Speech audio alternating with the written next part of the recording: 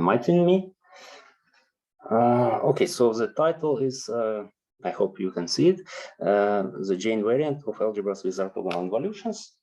And at the beginning, I will introduce in general what the J-invariant of an algebraic group is. And in the first part of my talk, so I will speak about this specific case which corresponds to the groups of type Dn. Okay, so let's start. So let F be a field.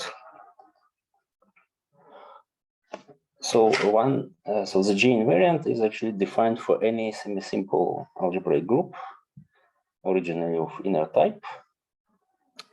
So let's write G semi-simple algebraic group inner type. Then we have some discrete invariants called J-invariant.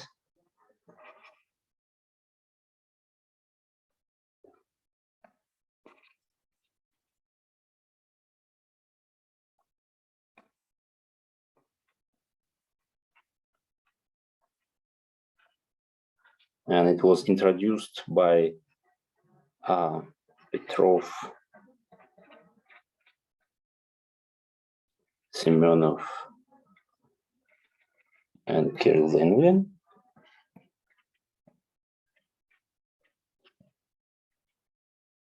in 2007.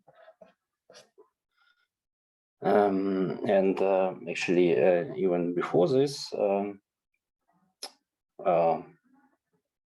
it was already defined for quadratic forms, so by Alexander Lishek.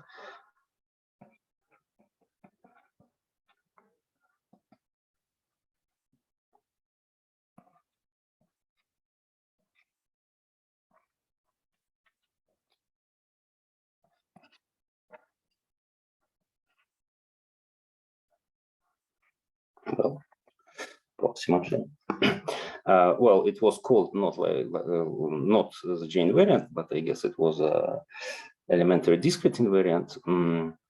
But it contains the equivalent data as for quadratic form Q as J-invariant of the respective orthogonal group with this definition. So they are kind of equivalent invariants. So this invariant has some nice motivic properties, so is of motivic nature. And let me explain this. And it also can be seen as a definition, one of the definitions of the J-invariant.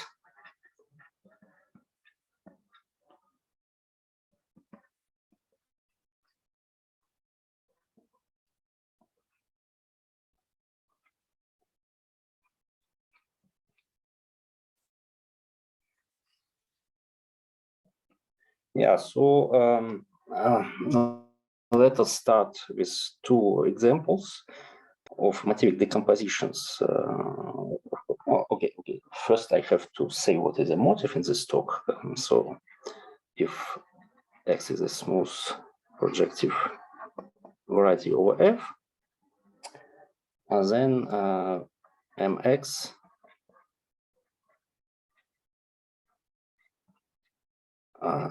so a motive in this talk, by a motive I mean a Chow motive of X with coefficients. So in this lambda, it will be either integral coefficients or coefficients mod P, Z mod P.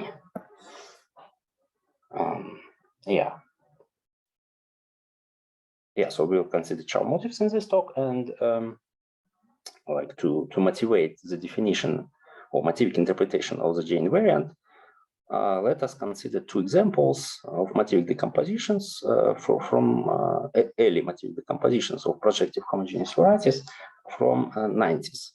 So it's the time when people started to investigate motivic decompositions of projective homogeneous varieties. So, well, the most famous one is motivic decomposition of Pfister quadratic by Marcus Rost. Of course, and let me recall this motivic decomposition. So we have n-fold Pfister form.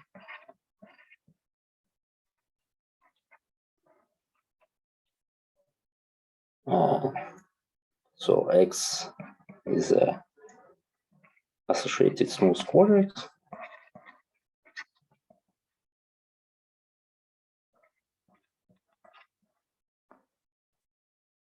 Well, then the motive of X with integral coefficients decomposes as a direct sum of the same motive, which is called a Rost motive, and with different Tate twists.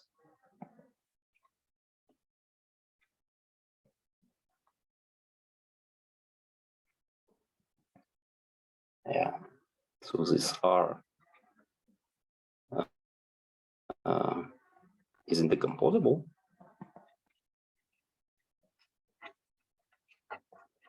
And it's called Rost motive.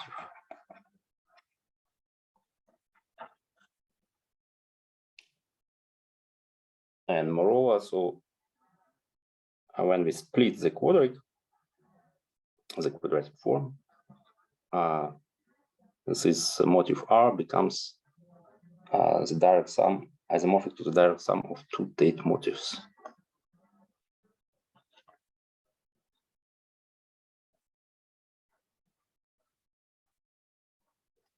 This is Tate motive.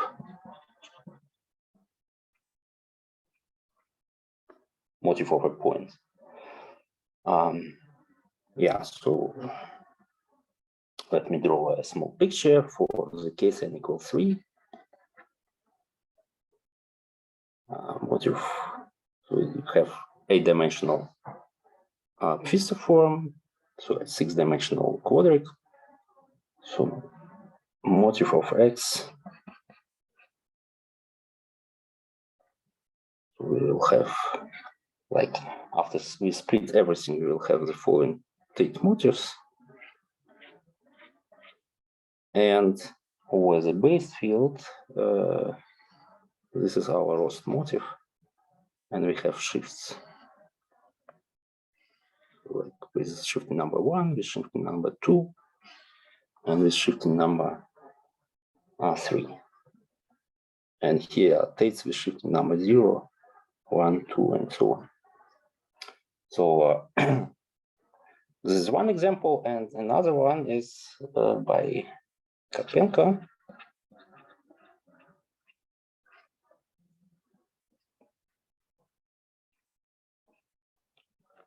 So let's take a central simple algebra.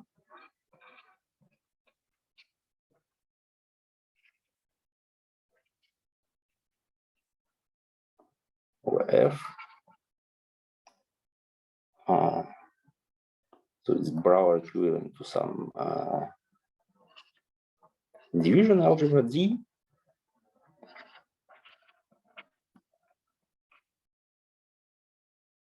And where degree of D, index of A, small d, and we consider the cerebral variety of A. So Karpenko computed the following motivic decomposition of X.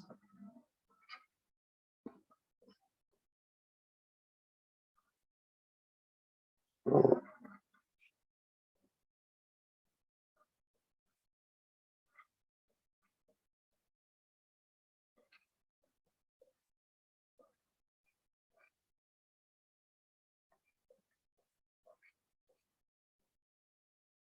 Yeah, so this one. So once again, we have one motive, and the sum of this motive with different twists, and this one is decomposable.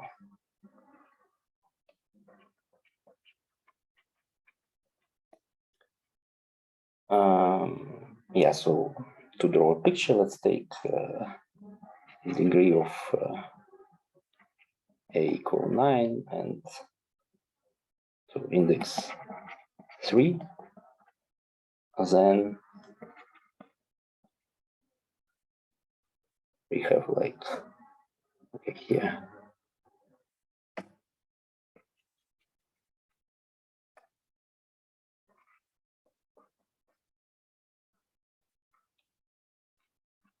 After we split our X, we have 9 Tate motifs, and with the base field, we have this 3 direct summons. This is motif of a division, algebra bar equivalent to A. Yeah, so in both these examples, we see that the motif of X decomposes into direct summand of the same motif, but with different Tate twists. And in both these examples, also our variety X is a projective homogeneous. And what we can observe that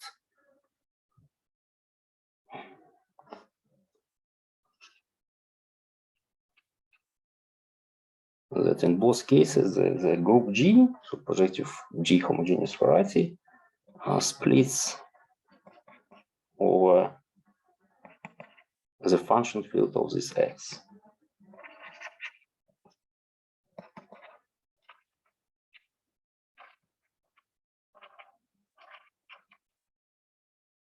So here it's just orthogonal group, and here G is, yeah, so when we split cerebral variety, algebra is split and the group is split, and it's a specific property of a twist form that over function field of itself it splits complete.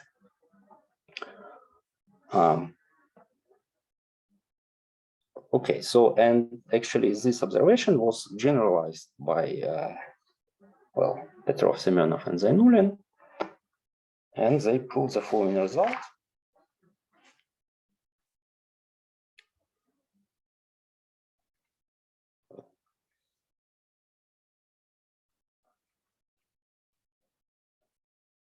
Well, so now G is arbitrary, semi-simple.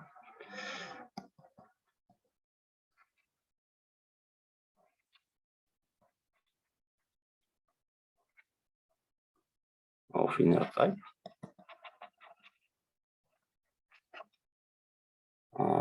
P is a prime number. And okay, so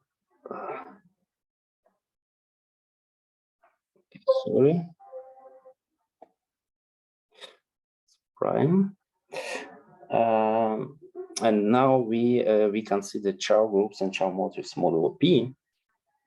We denote like this Chow group modulo P.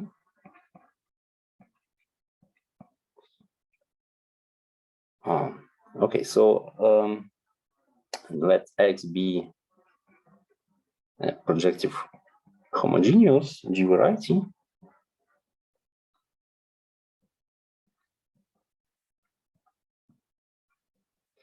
With the same property as was observed in these two examples, namely that G splits over the function field of X.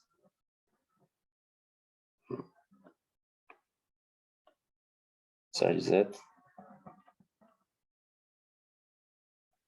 G over the function field of X is split. So yeah, such varieties are also called generically split.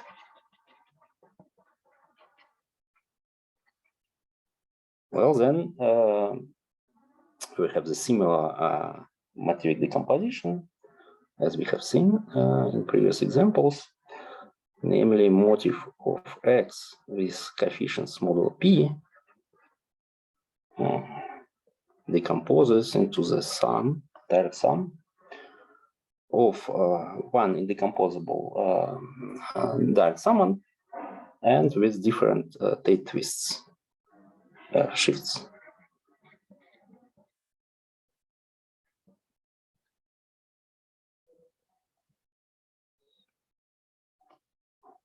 Where this motive is indecomposable.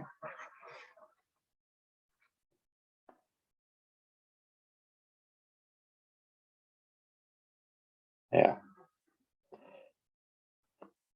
And yeah, and actually it does not depend on X it depends only on the group G.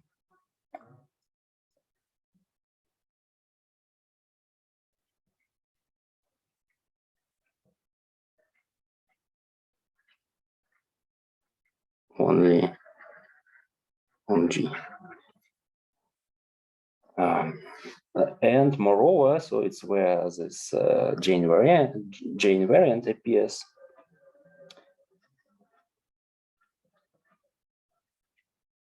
So the Poincare polynomial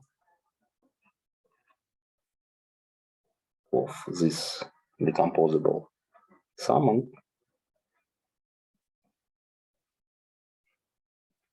well, this is just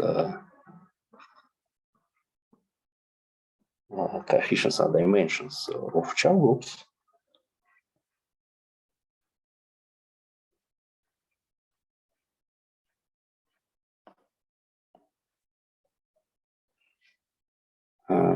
So it has a very well, some concrete formula.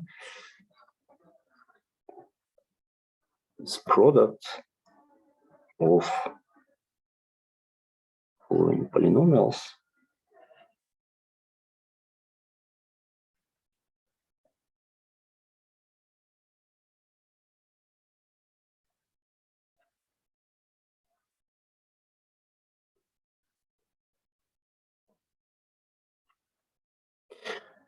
Yeah, so and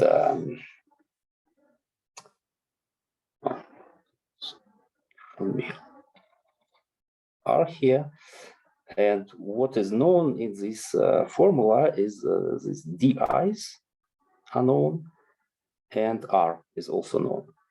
So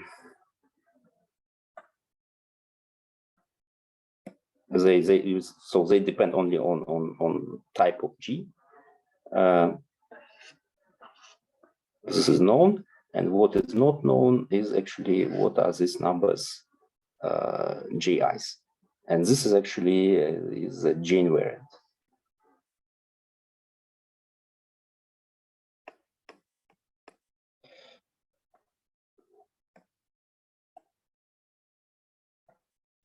So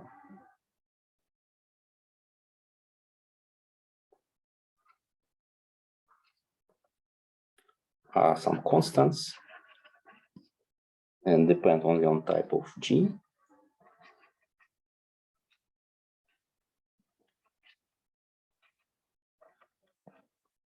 And what is interesting is this Ji's.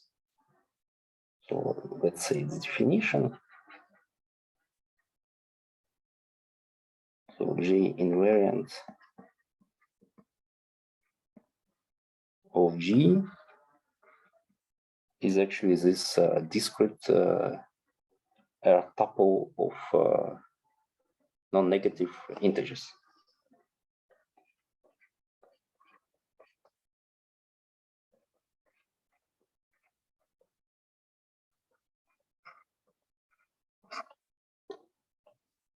Yes.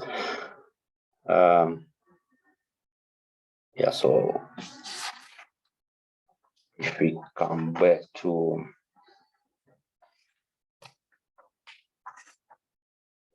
our examples,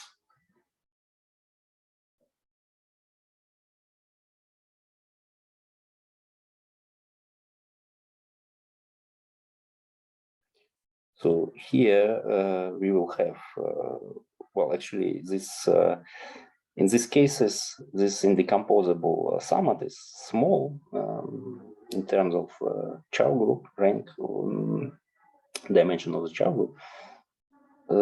So here for this group of type AN, actually we have only parameters are the following: R is 1 and D1 is 1. So there is only one number, and this number is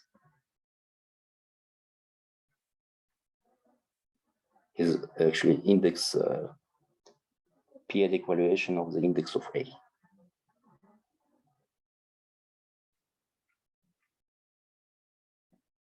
It's not very interesting, it's already known. And here for quadratics, it's not known in general. And actually, there are many works of Vishek and Karpenko to investigate this J-invariant.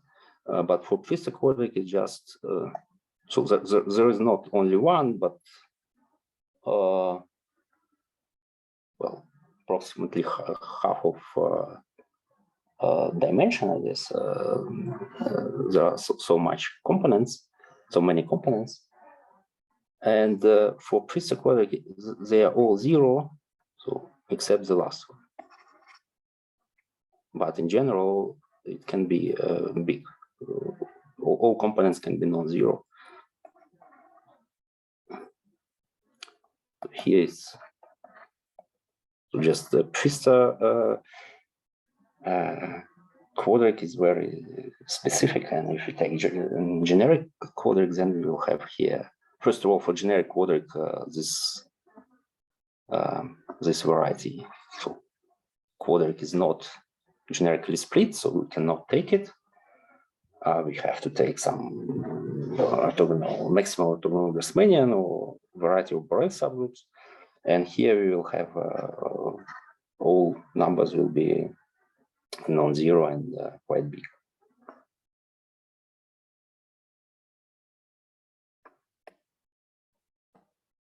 Okay, so this is not very explicit definition, because it may happen that in some cases this degrees, di's can be equal, like d1 equal d2, and then it's not really well defined up to permutation. So there is another more formal definition, which I also write.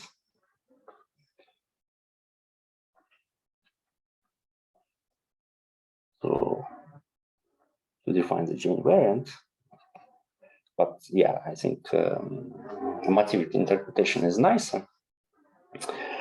But let's see another definition. So let's take X variety of Borel subgroups in G, and so then we have Chow of X. So we can extend our field and split the group. So have X bar. It's something like G mod B in this case, and here we have G. So we have projection, and we take pullback. And here is Chow of G bar, which is split. And this Chow group is well known, and here appears all these parameters R and DIs. So it's some quotient like this. Modulo this ideal. So this K1, Kr are also known, and codimension of EIs are exactly DIs which appeared in the previous formula. And to compute GI, it's actually the minimal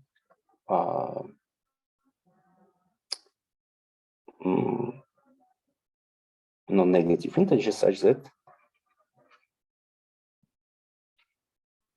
well, some cycle of this form. Well, so basically the most important is this, so AI to this power, but it is allowed to have some additional terms here, where smaller monomials can be taken with respect to some order, which is similar to the lexicographical, but not exactly, so maybe I will not precise it, but some additional terms are allowed.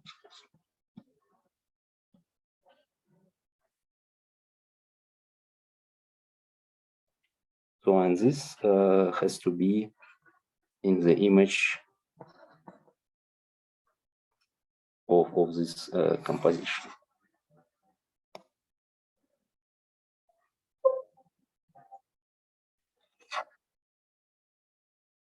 So, image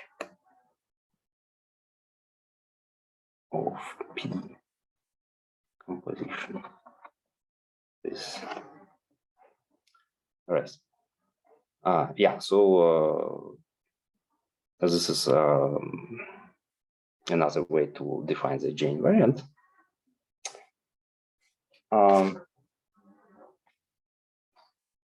So, well, let me also mention that J-invariant has a lot of applications, well, at least some significant applications to solve purely algebraic problems. Would that be e to the power m rather than x? Oh, thank you. Yeah.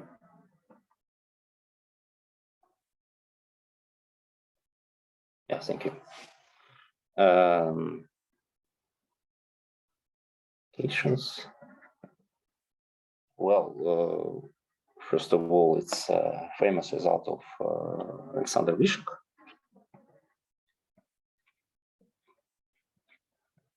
Who proves that there is a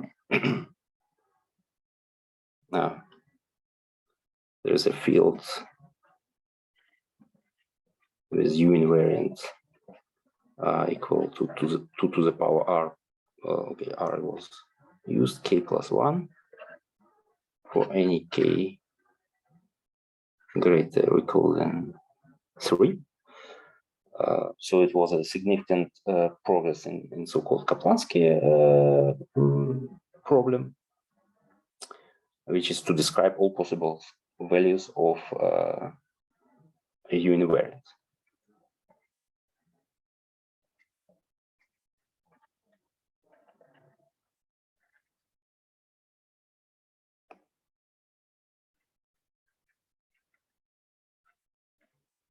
And also, let me mention results of Nikita Semenov.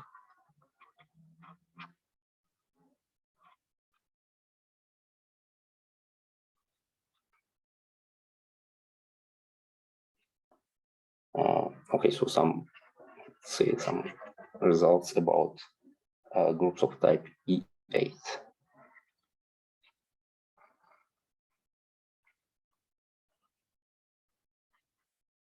So this was he constructed the cohomological invariant for degree 5 and also solved some set conjecture about groups of type E8 over Q.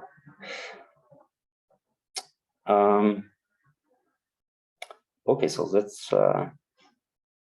what is the J-invariant for an arbitrary semi-simple algebraic group.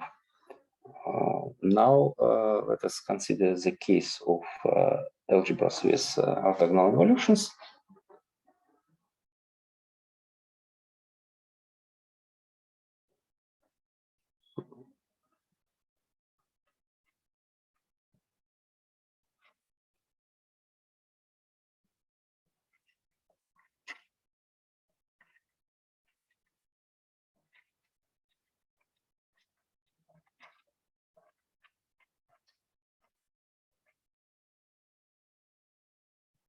Let's A sigma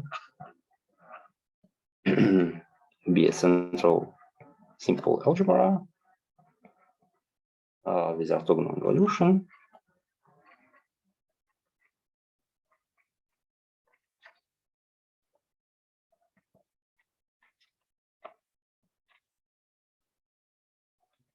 So degree of A is 2n. So we assume that discriminant is trivial.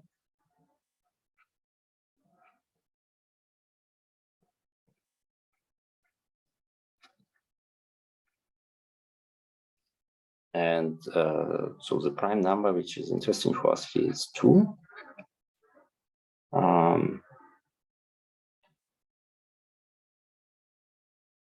So the J-invariant of A sigma is defined simply as J-invariant modulo 2, so with prime number 2 of the group G, where G is the corresponding group PGO.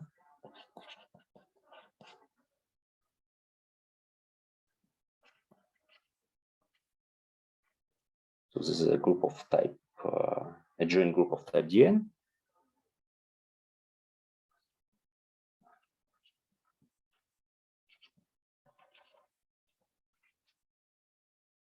And of inner type, since we assume that discriminant is trivial.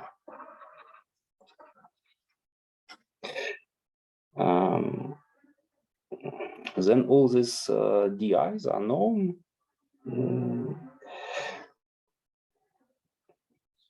So first of all, how many components do we have in this J-invariant? So this is R equal to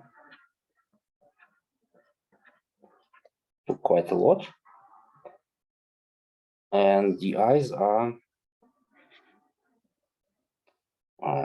so these components are of degree 1, 1, and then goes all odd numbers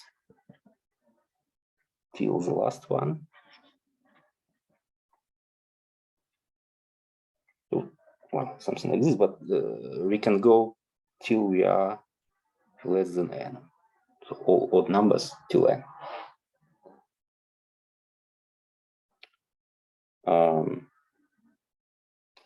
Okay, and also what is known that the first component, so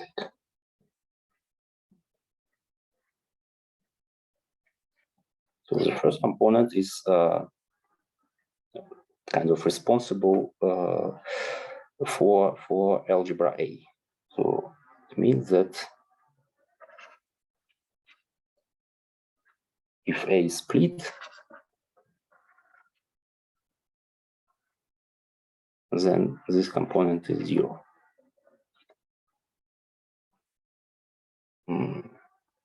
Yes. So now let me formulate a conjecture, which was stated by Quéguiner, Nikita Semenov and Zainoulline.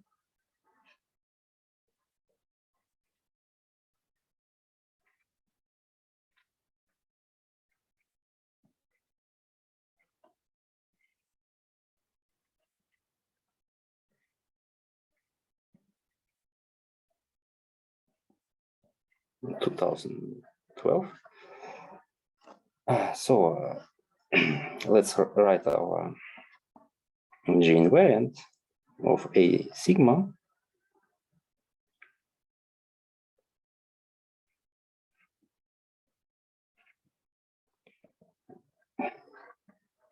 And then we want to split algebra. Well, and we take like the function field of cerebral variety.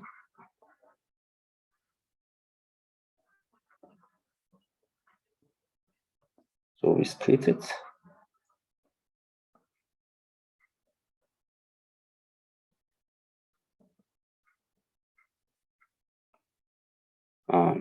Okay, so here we get 0 because of this fact. And we have remaining components. So the conjecture claims that they actually does not change.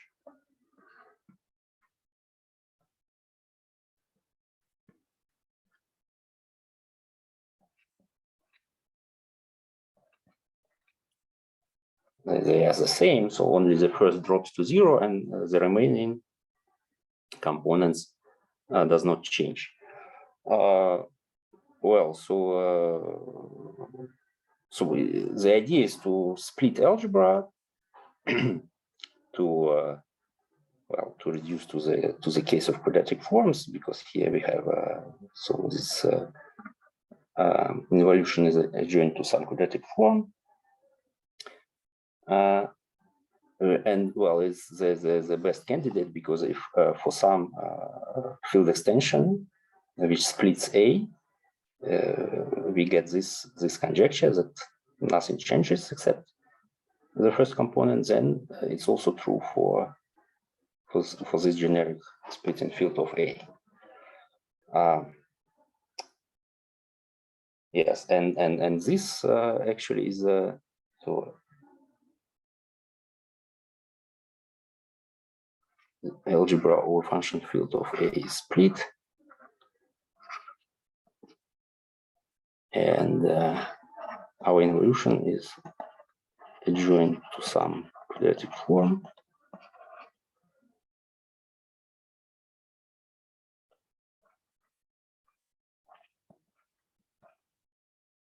And so this is actually this J-invariant of Q, which was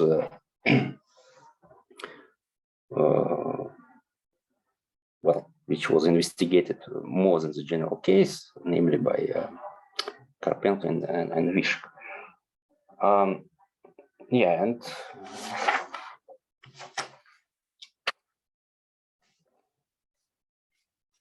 so the theorem is that this conjecture holds.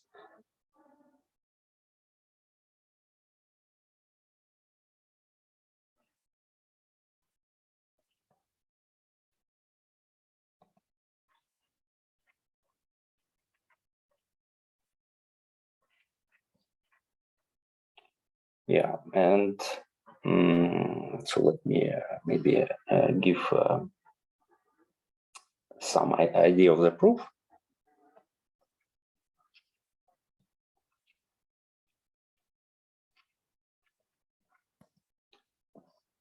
Yeah, so once again, so the idea of the conjecture that we can reduce computation of the J-invariant of algebras with involutions to the case of quadratic forms, where we can have probably more tools to use results of Vish and Karpenko.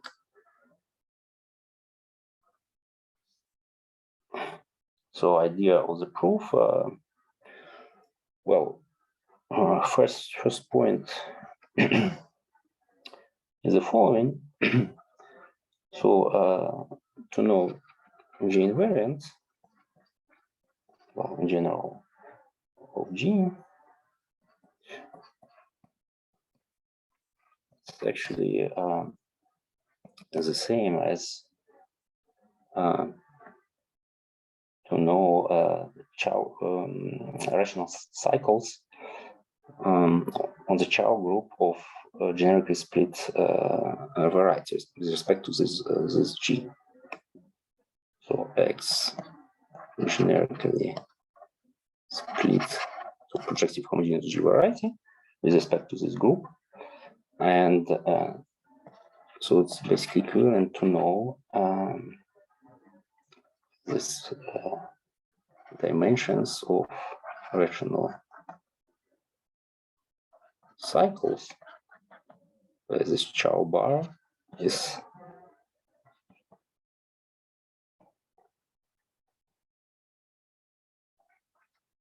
rational cycles when we split our variety.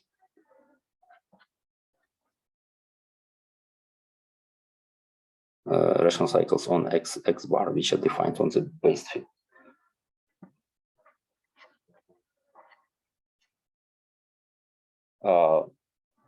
Well, that's because of the specific situation we have here. So in general, to decompose a motif, we need rational projectors on the product x times x. But here, because of this property that x is generically split, we have like this. We have our variety x and a rational cycle.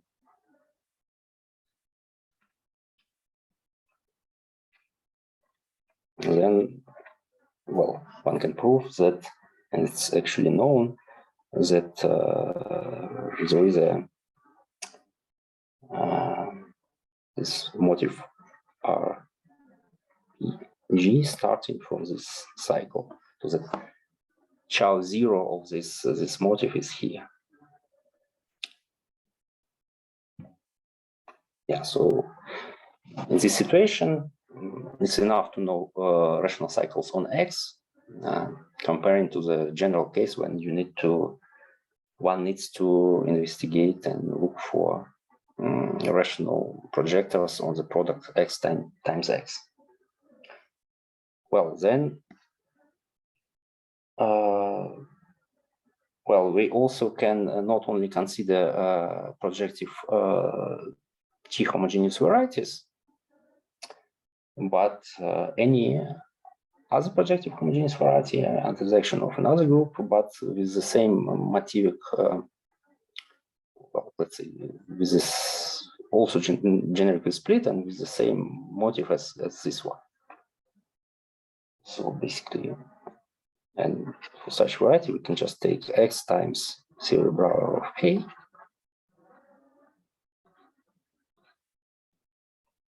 So it's also splits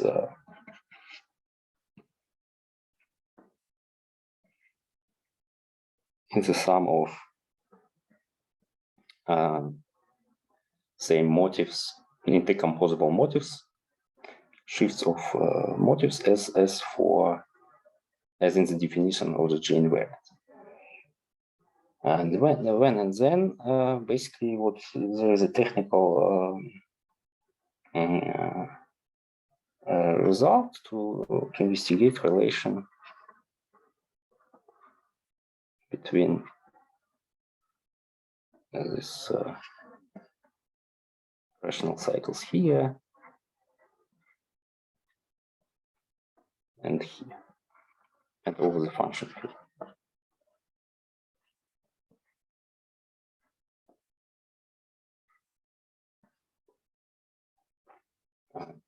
And this already allows to prove that all components of degree bigger than 1 does not change. So I will go back to this. Well, here we have J3, and so this block does not change. And for J2, so basically here we use definition 1, motivic interpretation. But for to show that J1 does not change as well, we use the second definition of the J-invariant, and also some results of Karpenko about generic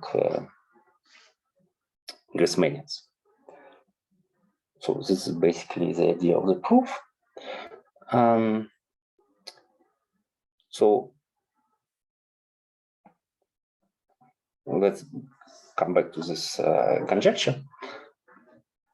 As I said, the idea of the conjecture was to reduce computation of the J-invariant of algebra with involution to the case of quadratic forms.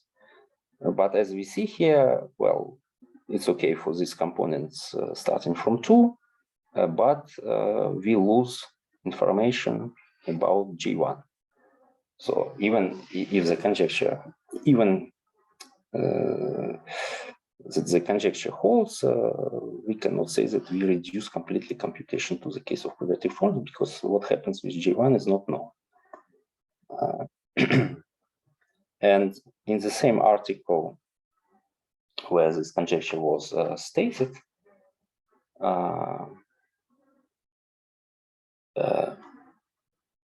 so there were some upper bounds for this J1. So let me speak about a bit about this. So when we go to this function field, we lose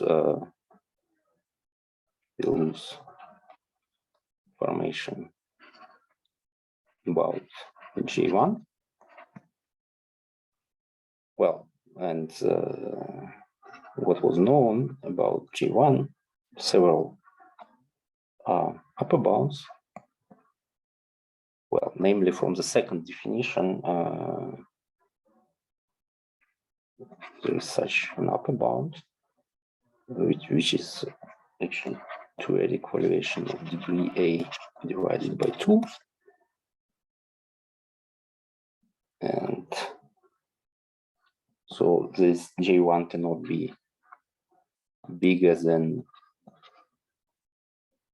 2 evaluation of index of A.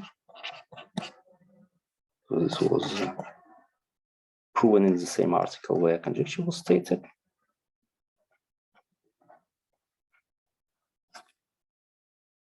Well, and then using fundamental relation between A and Clifford components of A sigma, it's not hard to show that this is less or equal E plus E minus, where E plus is to the equation of index of one component of the Clifford algebra, and the same for another.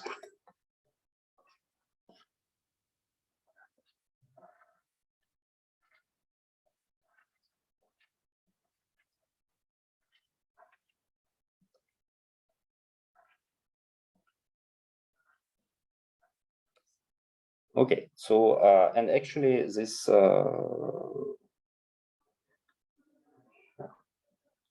so this was we use fundamental relation.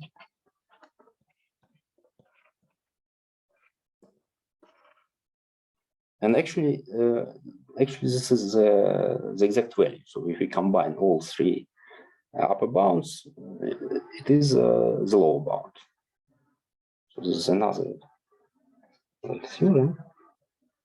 So that we have a complete explicit formula. So it's just minimum of these upper bounds.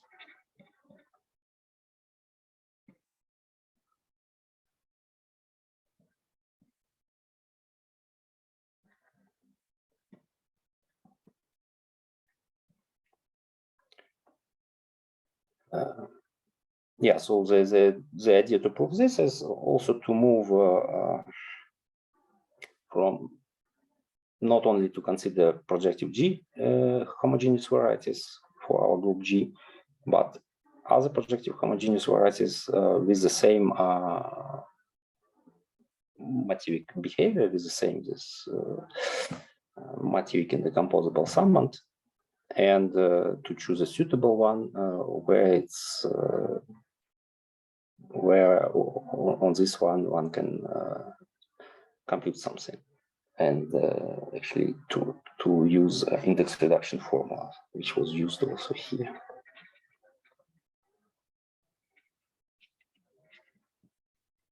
Formula and a good choice of a variety with the same motivic properties, and to show that we can switch from one variety to another. Okay, I have a few minutes, so well, remark. So yeah, with this second theorem, we can say that we can completely reduce computation of the J-invariant for algebras with involutions to the case of quadratic forms. What is another observation is actually that similar result as in the conjecture also holds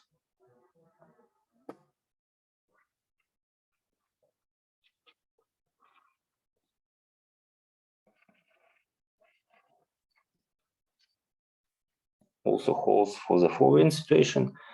So we just take G, any group, semi-simple of inner type, and A, so here, so for the corresponding algebraic group, A is a Tits algebra, so we just take a Tits algebra of G, and well, for components of degree 1, it's not explicitly like in the conjecture, but for components of degree bigger than 1, they do not change if we generically split Tits algebras. So once again, it may be useful to reduce computation of the J-invariant of some group G to the case when all Tits algebras are trivial, and namely PhD student of Nikita Semenov used this result to find some motivic decompositions in the case of groups of type E7.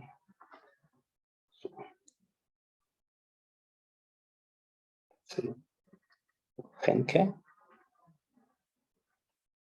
PhD student of Nikita Semenov, will use this to find some motivic decompositions. Projective homogeneous varieties type 7.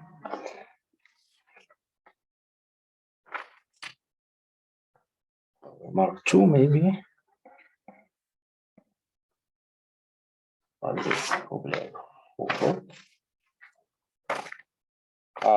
This is also possible to find a formula for G2, but only in some cases. Namely, if so, this is we come back to the settings with a sigma. If minimal plus E minus is smaller as minimal K1, so that A is bigger than at least one of Clifford components in terms of periodic evaluation, then G2 is just minimal E plus E minus. Well, just a remark to finish. So I guess I should stop, right? Okay. Okay. Thank you. Thank you very much. So, is there any question? Any question?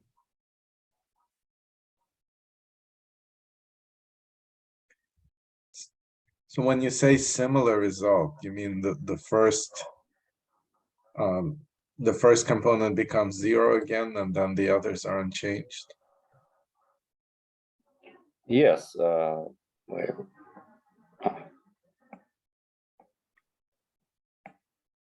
Well, if we take semi-simple case, not simple, then maybe several components with degree 1.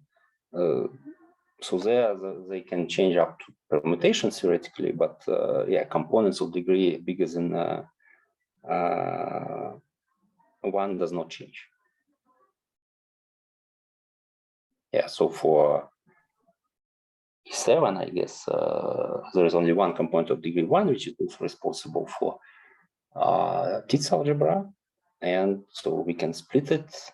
And the remaining components, there are 3 remaining components, I guess, of degree 3, 5, and 9, and they do not change.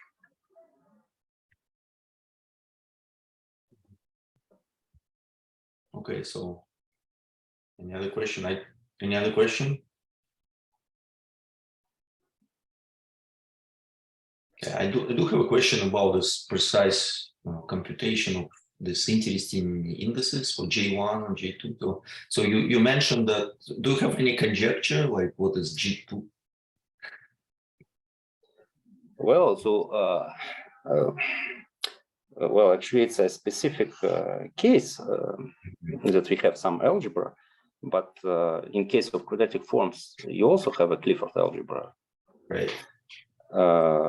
And so A is split, so you cannot use this formula Yes. for the case when A is split, because this is 0. And as far as I know, there is no explicit formula for quadratic forms to compute J2. Maybe Alexander Rishik knows better, but I don't know. So yeah, so this is not very profound like formula, because some specific cases. So the most classical case of quadratic forms, this formula does not cover.